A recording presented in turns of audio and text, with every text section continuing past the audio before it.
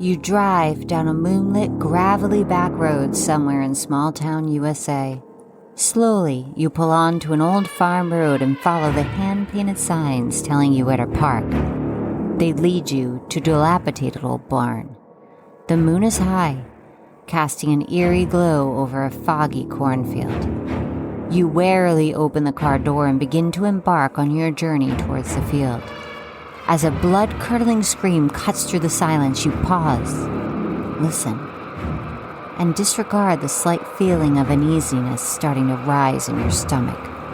Your heart begins to beat faster and the tiny hairs on the back of your neck stand on end, yet you continue towards the field. Wait, what? Why? Hello, everyone, and welcome to our very first bonus episode of Wait, What? Why? The podcast that ponders the origins of why we do the things that we do. Thank you for taking the time to listen to us today as we talk about the psychology of fear. I'm your host, Nicole Gallagher, and here with me today is my daughter. Hi, I'm Camryn Gallagher. How you doing today, Camryn? I'm doing good. How are you? I'm just lovely. We're going to be talking about my favorite subject of all time. I love fall, and I think you do too. Because you're my daughter and you grew up with me as your mother. I have no choice. That you love this time of year. So let's just talk a little bit about what you love the most about. What kinds of things do you do to induce being afraid? Being afraid. I like consuming media that's about horror.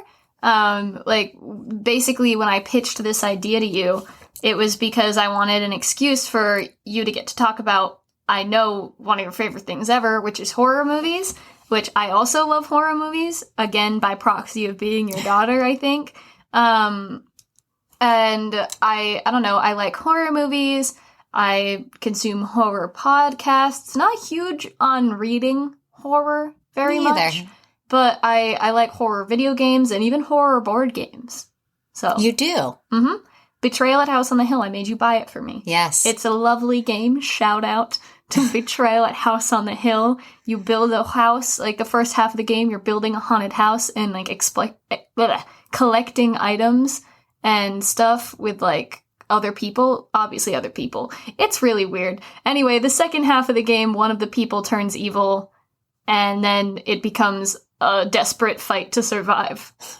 I think the closest board game I ever came to that I would consider a horror game, there's two actually. Clue, which really isn't horror, but suspenseful. Whodunit? Someone got killed, right? Mm-hmm. That's scary. And a Ouija board. Right. I'm a huge fan of Monopoly.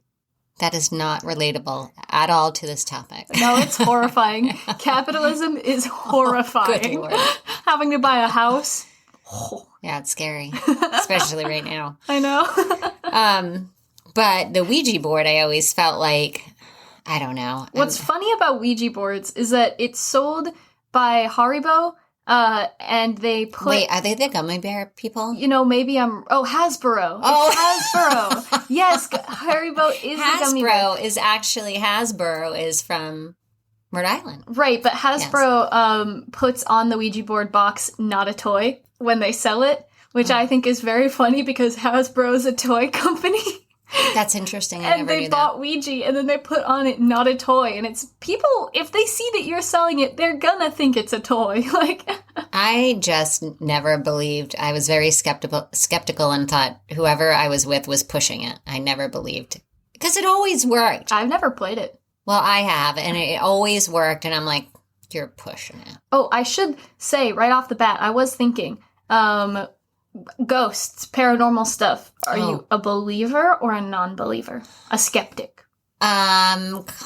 I believe that there's something out there. Mm-hmm. I've never experienced it, but I know people who say they have, and they're very trustworthy people. So, I mean, who am I to say that they didn't? I don't know. I just never experienced it. True. Yeah. What about you? I'm a skeptic. I don't think it's real. I hope for those of you who've listened to the previous episodes about superstitions and stuff, I've also listened to them, and I'm not a superstitious person. So it's been very funny hearing my parents talk about their different superstitions. But yeah, I'm a skeptic. I have heard, again, I also ghost stories from people who I trust and some stuff that seems kind of hard to disprove, Right. But also, I always like to joke with my sisters that if a ghost is trying to haunt me, they need to do it better. Because all right. So going way off base here now, we were just sitting outside and you were talking about how every time me, your dad, and your older sister leave you, things happen in the house. Yeah, whenever you guys leave me at home, weird stuff happens. So, and I don't know. I don't believe in ghosts. So if I need more than just stuff keeps falling down or weird noises get made or technology stops working, it makes it sound like we definitely are haunted. But, I've never experienced it here. That's the reach of my ignorance, I guess. Experiencing things that I'll not a lesser person, someone who's more believing, yes, would definitely think that it's paranormal, and I'm just like, meh. Probably not. That's odd. That's odd. That picture keeps falling off the wall after I secure it. I could have sworn those eyeballs were following me. And every time I close my eyes, I hear the whispers of the damned.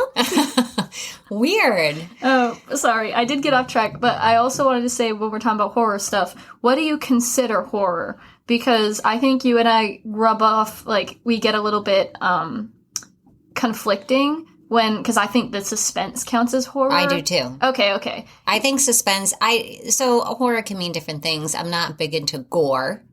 I like the suspense is scary. Mm-hmm. Gore, just gory, bloody movies, to me, it needs to have more of, sustenance. It needs to have more.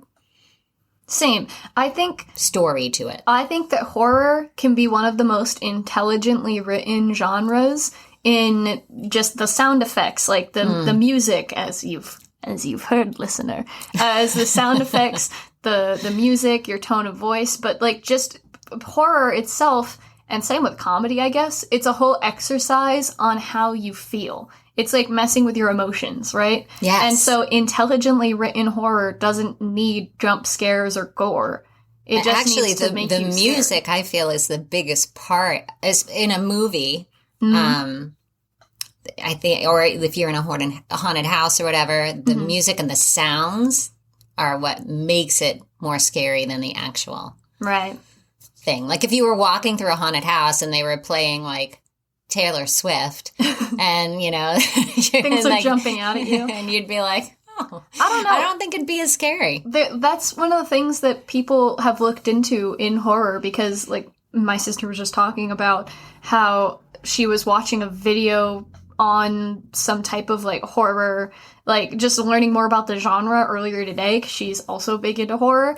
But I have played games before and seen horror games played where they've stripped back a lot of stuff about them, where in this one I'm thinking about, it's really dumb, but there's no music in it. There's sound effects, and there is a constant pursuer, and it is a horror game, but the graphics are super low and there's no music in it. So the threat is definitely in different sound effects you hear and what you see. So is it scary? Yeah, it's horrifying. Oh, really? Yeah, no, that's not what I was. I thought you were going to say no. No, it works. It's called Baldi's Basics, and it starts off as it's supposed to be a kid's teaching you spelling and stuff game, or teaching you multiplication or whatever. But is this for littles? Oh no, because when you get when you get questions wrong, and at a certain point you have to get the questions wrong, this thing starts to hunt you down to try to kill you, and then it becomes this huge chase to try to get out of this school, and it's super low budget and scary. But also I feel the best horror stuff sometimes is low budget. There are some really old horror movies that are low budget that I hold near and dear to my heart. Right. But I don't know. I'm enjoying this conversation, but I kind of want to talk about the psychology of fear a little bit. I know.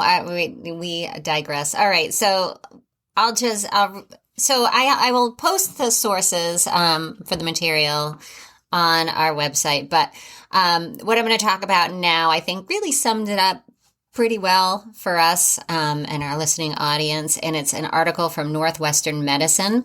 So I'll start off with the physiological part, and then we'll talk a little bit about this because we've had a conversation about this last week or something. So according to this article, and as you know, when you experience fear, you have a bunch of physiological things that happen within your body, right? So you have your amygdala, which is the small organ in the middle of your brain. And it alerts your nervous system, which sets your body's fear response into motion. And then your body will send out stress hormones such as cortisol and adrenaline, which, adrenaline gets you all pumped up, Palms sweaty. Yes. So those are released into your system, and then your blood flow changes, and it actually flows away from your heart into your limbs so that you can react and throat punch someone more readily, like you're on edge. Always you with the throat punching. Throat punch. I think it's hysterical. So this whole process happens in seconds and leads you to a fight or flight response, which is a survival response. Right. So there's a whole bunch documented about fight or flight responses. And we were talking about this the other day, and both my daughter Camryn and I feel like I don't feel like I have either. I feel like I freeze. I don't fight. I don't run. I just panic, and it takes me so long to assess and process that it's like if someone throws a ball at your head, you can try to catch it, you can duck out of the way, or you can just freeze because you're scared that something's flying at you and then the ball hits you. That's terrible because I'm really good at catch. Well, I'm saying it's an analogy. And also that is what I do when people throw balls at me. I feel like if something scary was happening, all right, so when I'm watching something scary happening, like the intro, right? I would not walk into, actually, the intro was me retelling a story of going to a horror, a haunted house. If anyone wanted the background on that. Yes, it's Haunted Overload in Durham, New Hampshire. I would highly recommend it. It's amazing. But anyway. Haven't gone. You should. Yeah. I would not walk into that situation. It's like that commercial that they make fun of. Have you seen that? Yeah. With the kids, and they're like, let's hide in there. And it's all the chainsaws are hanging. Yeah. That would not be me. The whole joke of that is that people in horror movies make bad choices. Yes. Or bad decisions. So I don't think I would run towards it. And I don't necessarily think I'd run away from it. I think I would find the nearest hiding place. I mean, duck and cover. I feel like that's what I would do. That's still a flight response, though. I guess hiding because for me, it's literally, if I was in one of those horror situations and something was coming at me, I don't trust myself to fight or flight. I'm worried I would just stand there you got me. Yes. I also go ahead, stab me, you win. Hands in the air. Yeah. I also tend to be an underreactor, which I feel like that's because I'm a teacher. I don't know. What do you mean by underreactor? I once had a student fall, or even when you guys were little and you'd hurt yourselves, I'd be like, okay, pop up, you're fine. I would never go into panic mode. And that's why you have stories about me saying a chainsaw killer would be running at you and you'd be like, oh, that's not nice. I'd be like, oh, no. I just feel like I might be. Am I in a haunted house? Is this are there cameras? Am I on pranked? Exactly. I would probably underreact until I realized, oh my God, this is real. I saw a Tumblr post or a tweet about that where someone was blindfolded. They were I'm blindfolded, duct taped to a chair. And I'm like, is this a Febreze commercial? So my husband and my other daughter have fight responses. Hannah's first response would be a throat punch. Yeah. Well, this is based off of real data. One time Mom went to kiss her on the head from behind, and she threw her head back and literally gave Mom a concussion. That is a true story. I scared her and she jumped up but that's different. That's like a jump scare. No, that's a fight response. Like, if you come up behind her, she will, like, elbow you. That's not my first... Like, I think the difference there would be if you had a flight response, like, flinching away from the person. She hits the person. She did that to you. Uh-huh. You went to fake throat punch her. And she actually throat punched me. Or punch her in the gutter. Right. Yes. Not important. Throat punch is a fun word. It is a fun word. But yeah, so different, I don't know. And your father would be the same way. He would definitely go after. He'd punch a ghost. He would. Yeah. He would. He'd punch a ghost. He probably has punched I was going to ghosts. say, I think he has. I think he has a story about that. We'll have to ask him. Oh my God. Also, speaking of my dad, I know you're used to his dulcet tones. I hope that you can accept my voice for now.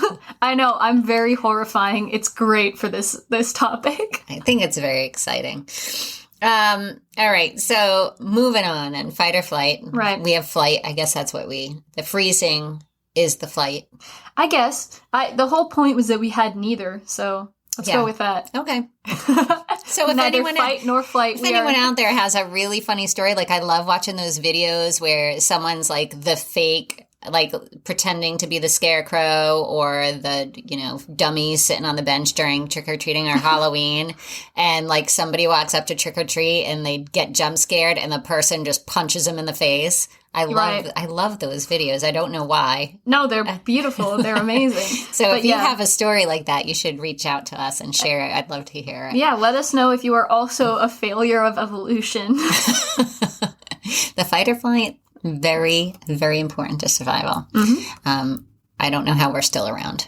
All right, so what else can we go to? So they also talk about fear becoming pleasure, which is what we're talking about, right? You don't like horror unless you find it pleasurable. Like, if you were dead scared of every horror movie you watched, why would you keep watching them? Right.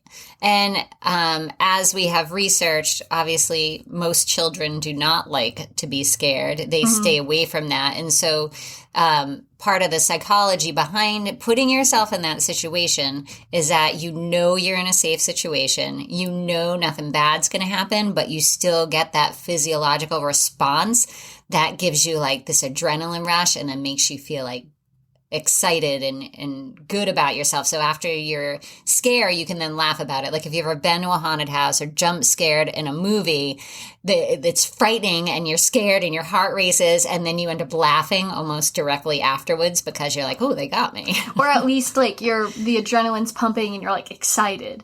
Or you're like really invested. Yes. Like I remember when I was really little, when we first went to Disney, going on the Tower of Terror and being horrified. That was a bad mom move. Well, I sat next to Dad and he was laughing the whole time while I was like screaming my head off. And I remember like thinking about that for a very long time afterwards, not just on that trip, but like in life, and being like, that's such a more fun way to experience fear. Like it scares you, but you're laughing about it because of how scared you are. Yeah. You know? And that's what happens, I think, as you get older. Right. Like when you're little, like that makes sense. Because with kids, they already don't know that much about the world. And a lot of stuff could just be scary to them. And they're experiencing things that most kids are, just sheltered and never experienced anything scary like that. Scooby-Doo, maybe. And when you're an adult and you think you got everything figured out, it's like a return to that ignorance, I guess. Yeah. And you seek out that, like, excitement. Yeah. But in a safe environment. So it makes sense. So going into that, the fear versus phobia. This is again according to that same article. They say, if they talk about if you watch Jaws, have you seen Jaws? No, it's on my watch list. You have to do it. I know like the entire plot. I just haven't seen it. Well, for our listeners too, I don't know if how you portray this kind of thing, but I am I only watch horror movies I listen to real true crime all the time, but I only watch scary Halloween horror movies during the month of October. That's it. That's the spooky month. Yes, it's spooky month, and that's the only time I watch it, and it's exciting to me because I'm building up, like I'm building up. Like it's the month to be afraid. The rest of the year, I can enjoy just normal media, rom-coms, whatever you like enjoying. Comedy, October, yes. it's only spooks. Spooks only. And I only watch rom-coms and love stories for Hallmark Christmas movies. Yeah. That is the only time. But I'm not going to get. I'm not going to get into that. I wanted to go. You can do a bonus episode on that when the time comes. It will happen, and I already have a co-host in mind. So if you've seen Jaws, and then you felt uneasy about going swimming in the ocean, which my husband says he did. He was uneasy about going in the ocean after he saw Jaws. Then that's exactly what the movie set out to do. But if you find yourself like terrorized and like traumatized and you can't even think about walking on the beach after watching that movie, that's more of a phobia and not a healthy fear. Right. So fears are like reactions to events, not... it's a phobia when it interferes with your ability to, like, rationalize. Right. I'd say because I've been thinking a lot about fear lately because of a podcast I've been listening to. And I'm thinking... Give a shout out. Well, I think we're going to get into different media that we enjoy. And I've already shouted out multiple things. But I realized I think I am afraid of the dark and that I don't like what's going on in the dark. But I'm not irrationally afraid of it, like a phobia. And I won't avoid the darkness. I don't sleep with a nightlight on. Right. I just don't really like the dark that much, I get you. Yeah. Any more psychology things? Or are we up on it? Well, just a little bit that, fear, again, going back to the fight or flight response, it keeps you safe. There's a reason why we have that response. And, right. Again, just seeking it out for fun is healthy as well. As long as it's, not traumatized. All right. So, let's see. I also had one other article. I'll just kind of sum this up real quick. Okay. And I think it's a lot of things we already covered, but there's a couple that we haven't. So this is from Psychology Today, and it's the top 5 reasons why we enjoy being scared. One is that safety net, which I said you feel like you're safe, and so you can feel fear and it's fine. The second one we also talked about, it's called the flood, according to this article, and that's the dopamine rush or adrenaline rush that you have physiologically in your body when you experience fear. Self-satisfaction, thrill-seeking, right? Pushing the envelope. The one thing we didn't talk about, and this is kind of neat, is the closeness with others. So that if you experience fear together, I think that's the same thing we see that in movies all the time. People go through traumatic experiences together, end up forming these relationships that aren't based off of, true things. It's also more fun to watch horror movies with other people. I think it's more fun to be scared in a group. Yes. It's more scary to watch them by yourself. It is scarier to watch them by yourself. I know I've done. Have you done that? I have done that, and it's absolutely scarier. And then whatever sound is made by, like, the cat or the dog in the other room, like, your heart jumps and you're, like, a little freaked out a little bit. These are 4 reasons. What's the 5th? Well, hold on. I'm not done. Okay. So this is the reason why it would be great for a man or a woman to go on a date to a horror movie, because you get that closeness feeling of being scared. Dates to horror movies, regardless of gender, it's a really great idea in my opinion. Unless one of the people staunchly hates horror, I feel like going on a date to a horror movie is an excellent idea.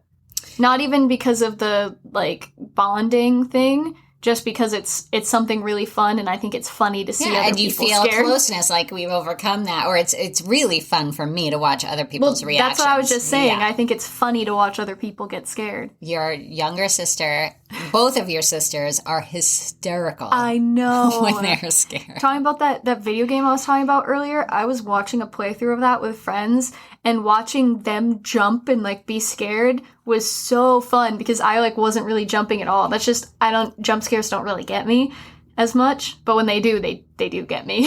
Well, same. I feel like we're very similar, but I've seen your sisters freak out, and it's hysterical. So funny. All right, so the 5th thing is curiosity, and that's just because many people are curious about the dark side, and they want to know, what's out there. Why do people do these things? And I think that's that was my interest in psychology. That's why I majored in it. I always loved the idea. No, I didn't love the idea, but I was always intrigued by why can someone have these tendencies. That's why you like so much true crime, I'll bet. I do. I do love true crime. It's one of my faves. Personally, out of these 5, the thing that I definitely relate to the most is the self-satisfaction, because there's just something about watching a horror movie or doing something scary and then, like, coming out the other end and being like, I did it. And you, like, get that rush and you're like, so it's an experience. Like, you know, you can be proud of yourself for doing it. That's why people do haunted houses, I think. Oh, yeah, absolutely. And I would totally agree with you with a group thing for that, because I would, I could never just go by myself. I would never go by myself to a haunted house. I mean, I worked in a haunted house in high school, and I got to see, number one, it was way more fun when people went through together, because you got to see them, like, cling to each other and be like, ah! But then people who go through by themselves are a different breed. It's like they're testing themselves. Like, there would be people, number one, I feel like an important distinction in anything horror related. Why would you consume it if you're just going to the whole time be like, this sucks, this isn't real, this doesn't scare me? Right. And those are the types of people generally who'd go through a haunted house by themselves, or the type of people who just want to, like, F you to, like, the people scaring them in the haunted house. Where, like, if you're going through a haunted house by yourself, you're probably holding it together. Right. Or, like, trying to not be scared. Right. And I think that, I don't know, it's not fun to watch a horror movie if you're trying to not be scared. Oh, you have to get in the mood. You have to dim the lights. Yeah. I walked into the room to do this podcast, and you were listening to scary music by yourself. I was trying to get myself in the mood. Exactly. In the mood. I'm also horrified because I'm trying to sell concert tickets. Yes. So, yeah, both of us are scared. Well, I'm not really scared. But so think about this, listening audience. If this is your kind of thing, if you love to be scared, then, and you go to either watch a horror movie or you go to a haunted house or, you know, whatever it is that you do you feel better afterwards? Do you, like, feel pleasure from it, like success? Are you, like, relieved that it's over? Because I think there's definitely that too, like, thank God that's over, I can, like, relax now. I feel kind of exhilarated afterwards. Ooh, like, the flood? Yes, excited and, like, glad that I made it out without, you know, peeing or clinging to someone. Like, that's my... Thank God you didn't pee. I do. Well, as you get older, sometimes it happens. So, like, are you satisfied with yourself? Do you feel closer to the people that you went with? I watched, again, your younger sister jump onto a man she didn't know. Right. In a jump scare, so... Which fear response do you feel, listening audience? Let us know. And share a story. I would love to hear your stories. We love spooky stories. Yes. Like, literally, I don't care. It can be, hi, this is Camryn talking, unrelated to podcast. Just send your scary stories so that I can read them. I want to hear your paranormals. I want to hear your true crimes. Maybe just how you, like, your relationship to fear. It's interesting. We like it. Yes. Your scariest moment, or the movie that scared you the most. We should get into that. Or a haunted house that scared you the most, and, like, what it was. Yeah, we should totally get into that. We're now getting into the reason that we wanted to do this podcast, like this bonus episode in the first place. I want to talk about media that scares me. I want to talk about horror movies, podcasts, maybe audiobooks. I don't know. Games. Yeah. All right. Shoot. So where do you want to start? Okay. So I will talk about the movie that scared me the most. All right, go. The Conjuring. So that's up there on my list. Absolutely. Here's the thing with horror movies. I think there's a difference between them being very good and them being very scary. And so I'd like to say, I don't remember if The Conjuring was objectively a good movie, but I do remember being very scared during it, albeit less scared than my sister, who I did see jump in the air and a couple times. Fall onto the floor in distress. Like, literally. And yes. But that movie did scare me, and I remember all of the scary things that happened in that movie happened at I think it was like 3:07 or 3:33 or something like that. in the morning. Yes. And then I remember after watching that movie, I woke up at 3 a.m. that night. After we'd all gone to sleep, after we'd watched it, I went to sleep in my room, and I woke up at 3 a.m. And that was probably the most horrifying hour of my life, trying to fall back asleep, or at least trying to stay alive until 4. Because in my mind, if I could stay alive until 4, I would be okay. I love that. And I'm still here, so... So that's also funny because the thing, I think you're right, it's 3:07. I had to just look that up while you were talking. But the thing that I love the most about The Conjuring is, first of all, it's paranormal, which we were both saying that we're kind of like... into it. You know, we're not true believers, we're not true believers, but yeah. it gets us. Yes, I like it was a great story. It had jump scares, which were amazing. But the thing that did it for me was the true story part of it. I'm a true crime fan through and through, and seeing the, you know, that was based on a true story. That was the first time I heard of the Warrens. Right. Actual ghost hunters. Yes. And so I found that intriguing, and I loved it. Yes, definitely. Number one. That's my number one scary movie, I think. It is? I was just about so. to ask, so we have the same scary movie. I think that is...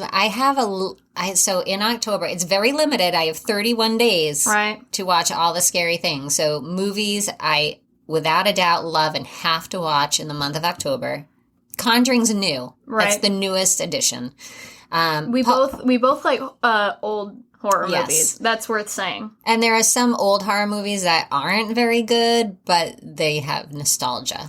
Right. A lot of horror movies, I feel like people take the lazy end of, and they'll give it the ending of like, this happened in, I think it was Paranormal Activity, the found footage-y type film that was like filmed on like security cameras. Right. In that movie, it ends with them being like, the couple disappeared and we don't know what happened. Oh, I hate that. And then with Amityville Horror, it's like, that movie is insane. I don't know if you've like paid it, like when's the last time you watched it, but I remember watching it and all this like crazy paranormal stuff is happening. A portal to hell like opens up in the basement. This is not a spoiler. I'm just saying like these movies are really old. This isn't a spoiler.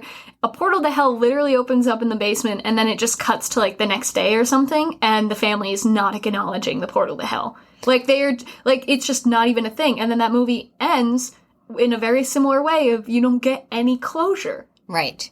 So by the time this podcast airs, I will have just watched it, most likely, because I do watch Amityville Horror all the time.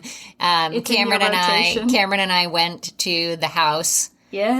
And took some pictures, even though you're not supposed to. Another true story. Yes. But it's not one of my top. So two lower on my list that are classics that I probably watch every October, even though they're not my like all-time favorite scary movies, is The Shining. Okay, I like The Shining. And Amityville Horror. Right.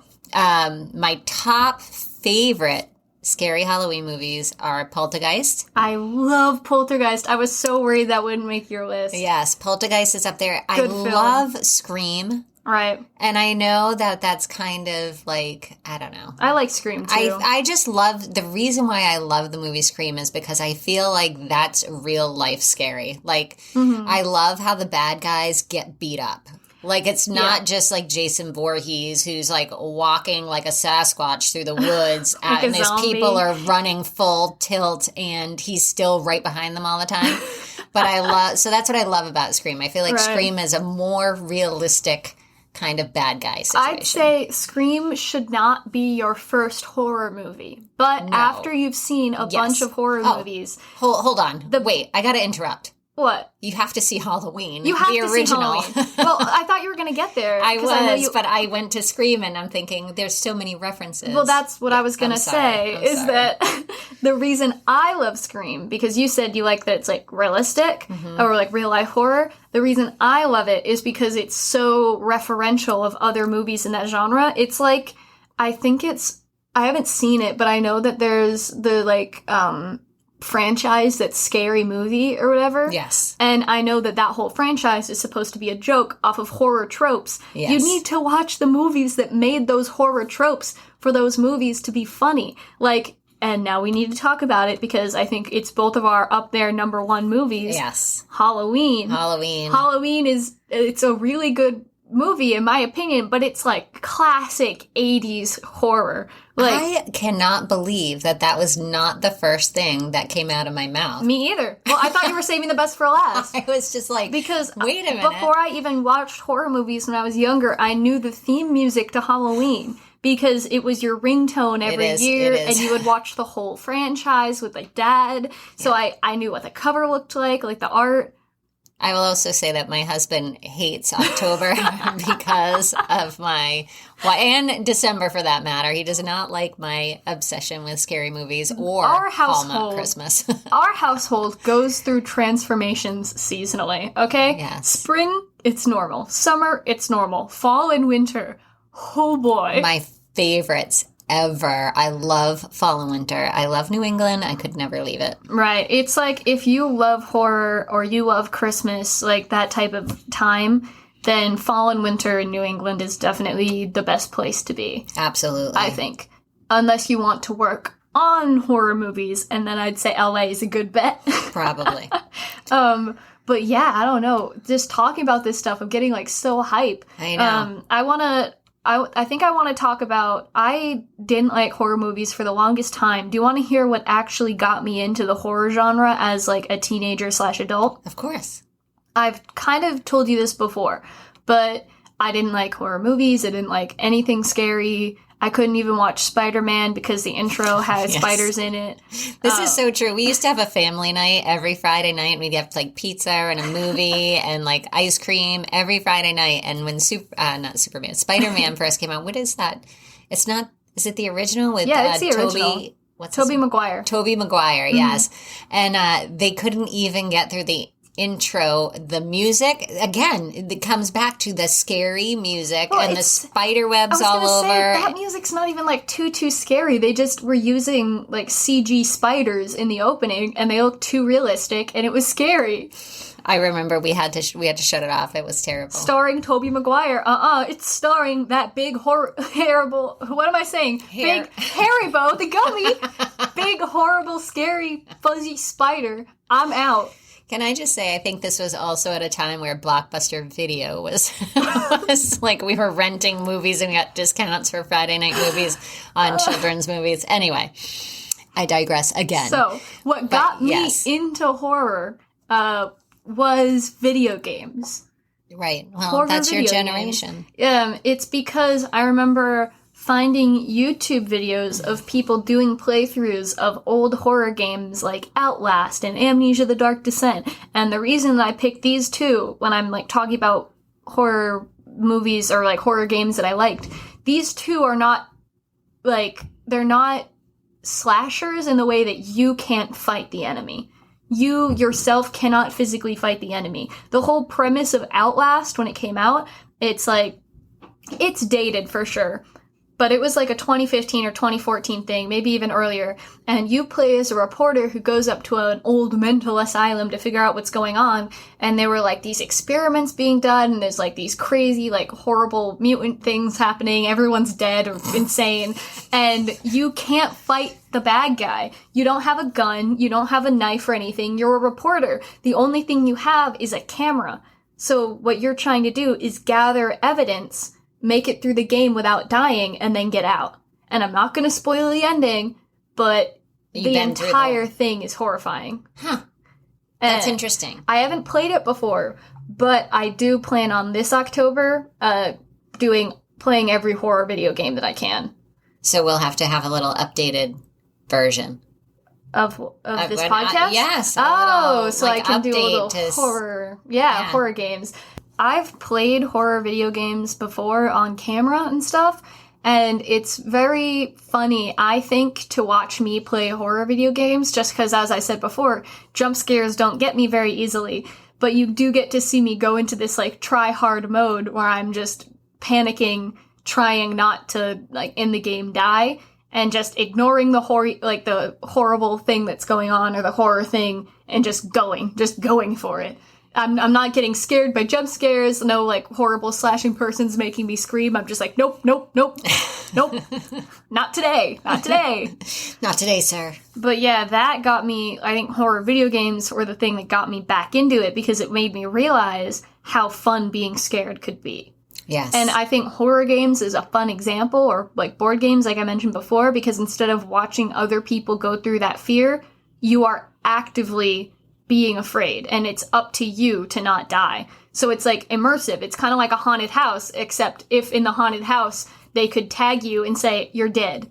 Right. And you had to start all over again. Right. So I think that's fun. I think that's experiencing horror in a new way. Right. Like a way that you can't just with a podcast or watching a horror movie. What about a haunted house? Well, same, you just said if they tag you. In a haunted house, it would be like playing a haunted house.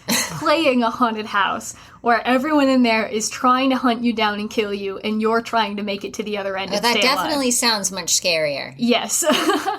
So that, yeah. And then if you get tagged, you have to start over again.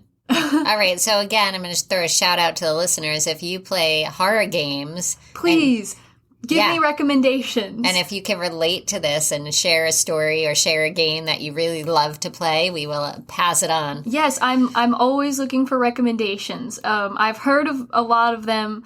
I'd prefer indie ones that aren't going to give my computer a virus, that are easy to run. But it's a safe bet to assume I haven't played them. I don't know when in October this is coming out, but it will be the last week. I'm looking forward to scaring the crap out of myself.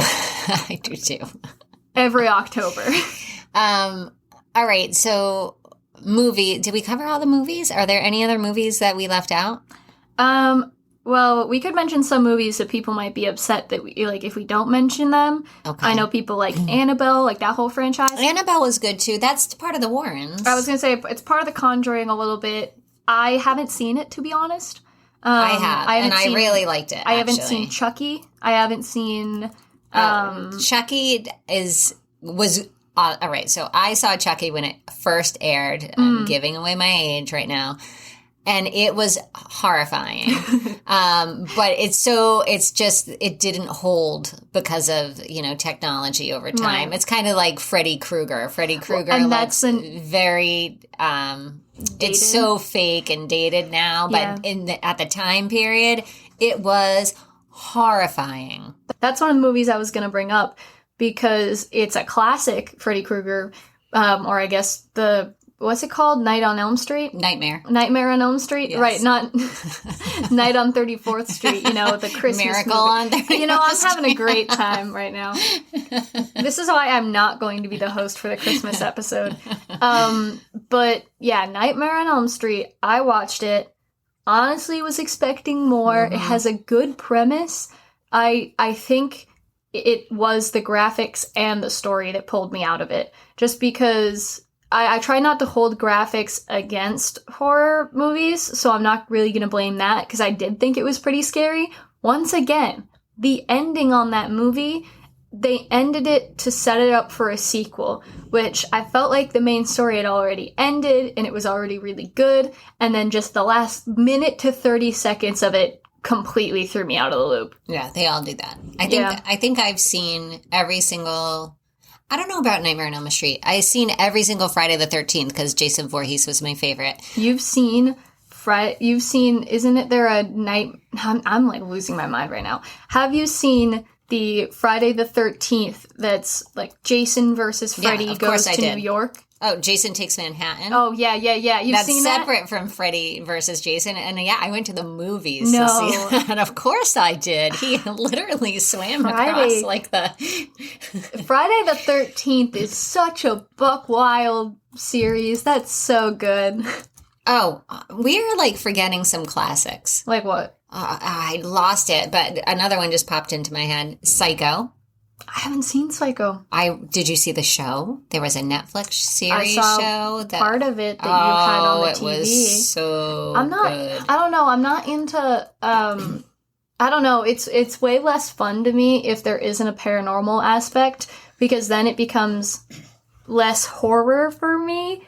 and more crime, gore, yeah. like true crime or gore. Like, yeah, with Psycho, that's definitely more of a psychological thriller, and that's not my thing. I like the psychology behind that. Mm-hmm. All right, so I'm just going to jump. I have two more things I want to bring up. So, Okay. So I want to jump back to the paranormal and go back to The Conjuring because I feel like our listeners need to know the order in which to watch the movies. And I have to say, I know it's weird, but I haven't seen all of them. But they all kind of, I actually skipped around. So I saw The Conjuring. I think Megan has seen them.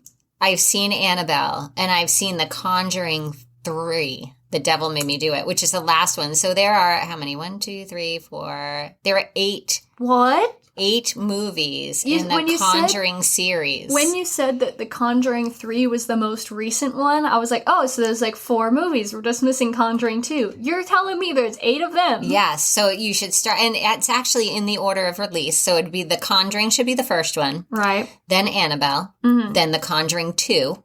Okay. Then Annabelle Creation. Okay. The Nun. And that doesn't The Curse of La Llorona. Okay. Annabelle Comes Home. And then The Conjuring, The Devil Made Me Do It. And I actually just watched the previews for The Conjuring 2 and Conjuring 3, and Conjuring 3 looked more interesting to me. I've heard of The Curse of La Llorona, and it's not pronounced that. It's Spanish, and it's a double L, so it would be Llorona. There you go. It's like crying or rain or something. La Llorona. I just learned something. I don't speak Spanish, by the way. I also have to talk about one other movie. Don't write into the show in Spanish. I won't be able to read it. One other movie that is near and dear to my heart and super old. I don't even know when the release date was. My Bloody Valentine. I thought you were going to bring up that Firestarter movie or whatever. Oh, let's just not get into it. That's just because that wasn't necessarily a horror movie. That was just amazing. Old movies that I can't give. Before you talk about your Valentine, your Buddy Valentine, is that what it's called? That's a band, isn't it? My Bloody Valentine. That's what I said. I thought you said my buddy. No, I said my Bloody Valentine. I thought you like my buddy Valentine. He's a real kicker. Stabbed 13 people. Oh, man. And it is a band. It is a band. That's what I thought. Oh my god. Generational divide. I was going to say one movie that I think I wasn't able to give the correct time of day because I wasn't watching it when it came out. Because you recommended it to me and said it was so scary. After watching it for 30 minutes, I stopped watching because I just hadn't been scared yet. Arachnophobia. Oh, that was scary. I was watching, it took so long to get into it, and the effects were so old that I was just like, yeah. I see that. I can feel that. Arachnophobia, Pet Sematary, when the original first came out, I found that to be, I never seen the new one, but the original one it wasn't necessarily scary to me, but it was like, it broke my heart. That's Stephen King, right? Yeah. Well, that's a lot of Stephen King stuff. It's not necessarily like, oh my god, horror, like horrifying. Like some of it is like it. Yeah. But also, surprisingly, I liked it a lot more than I thought I would. The new one, the newest one. Have you seen the old one and the new one? Yes. I saw the original when it came out. Damn. I don't know that when it came out because I don't know when it was released, but I saw the original when I was younger. And I saw the new one, I think it might have even been last year for the first time. Question, what's the oldest horror movie you've watched? I don't know the dates of releases. Because I know feel for like sure mine, because it's in black and white. What is it? The Thing. Oh. Have you seen The Thing? I think I have. If you haven't seen The Thing, you should watch Well, when The you Thing. say The Thing, this is what it brings to my mind. The Thing, The Blob, the Birds. Similarly old. Yes, I think I've seen all of them. I'm going to describe the premise. Okay. So it's scientists in Antarctica, and then some alien or something, you don't know what it is, it starts like impersonating the crew members, and like they need to like figure out which one of them is not real because it's slowly picking them off one by one and pretending to be whoever it killed. And it's so cool, and it's really scary. I watched it when I went to college with a group of people, and I was really hesitant to watch it because, like you said before, I already have a lot of movies in my rotation that I like to watch in October, but I had a friend that was insistent that I watch The Thing, and I'd say for how old it was, it was really neat. About time that we try to wrap this up. I feel like Camryn and I could go on forever talking about our favorite scary movies or podcasts or games or whatever it is. So maybe we can have another episode sometime in the future where we just rank some movies or, you know, or even tell some stories from our listeners if they share it with us. That would be great. I would love it if you did. We've asked a lot from you, but video game recommendations, scary stories, how you feel about fear. We want it all. I feel like if you can make this happen, then the next October we'll have maybe a podcast come out twice a week if we could. About horror? Or? About, yeah, because I feel like we could do it. Oh I feel like we've talked so much. So anyway, I'm going to... Before we end it, okay, I want to give a shout out to a podcast I've been listening to lately that I've I mentioned early on, but I want to shout them out before this episode ends. I will also give a couple shout outs to my favorites. Okay, so lately, my sister Megan got me into this podcast called The Magnus Archives. And it is fictional, but basically the premise is a person who is the head of the archives at a fictional Magnus Institute for horror and paranormal stuff starts making audio recordings of statements they've gotten from people documenting their horror experiences. And it's 5 seasons, and the story is incredibly well written, and at some point it goes from just being these stories to evolving into some big overarching plot. And it's seamless. It's so good. It gives you that horror that you crave. And then the people who are in the story are also experiencing that horror that you crave. And it's safe. There's no like really gross stuff. And at no point do you come away from an episode feeling scarred, you know? It's just a good way to experience some horror. And there's basically every genre you can think of in there. So... amazing. I'm also going to give a shout out because, like we had mentioned, I am a huge true crime podcast fan. This is what I do all the time. I listen to True crime all the time, which is one of my favorite true crime podcasts. It's called True Crime All the Time. Another one is True Crime Garage, Crime Junkie, and Sword and Scale. So those are just a few of my favorite true crime podcasters. So if you enjoy that, you might want to check out those shows. They're pretty awesome. Last minute shout out. I saw this podcast live, and That's Why We Drink. Where the first half... also I love that podcast. First half they talk about true crime. Second half they talk about paranormal. Very good. They do listener episodes at the end of every month where you get to hear people's stories. Yeah, I love that one too. Thank you for that shout out because I forgot about them and they are great. So, all right. So ending this, again, please reach out to us with any of those things that we put on you. Also, we're going to be heading into the month of November. So we're looking for our listeners to share any Thanksgiving traditions, customs, or stories. And you can always contact us at waitwhatwhypod@gmail.com. All lowercase, all one word. Email courtesy of me. Yes. Thank you, Camryn, for helping me get that. Otherwise, it would have been all weird numbers and letters at the end. And of course, any questions that you have for us about, well, anything, email us anything. We'd love to hear from you. Again, that's waitwhatwhypod@gmail.com. So thank you so much for joining us for our very first bonus episode. We appreciate you all. Thank you, Camryn. Can I shout myself out? You can. Okay, perfect. So this is still in the works right now, but by the time this episode is coming out, it should be completely done, hopefully. But I do Twitch live streaming, and I'm going to be on there at Camalam, Camalam, and you can also find me on all social media under my Twitch-related stuff at Real Camalam. And also, I will be playing horror games throughout October. Yes, and she's very amusing to watch. So, and you know, I know I'm your mom, but you're pretty funny. Also, like to give a big thank you to Francis for doing our podcast artwork. And please remember to subscribe, leave a review, and tell a friend. See you next time. All right, bye. Bye.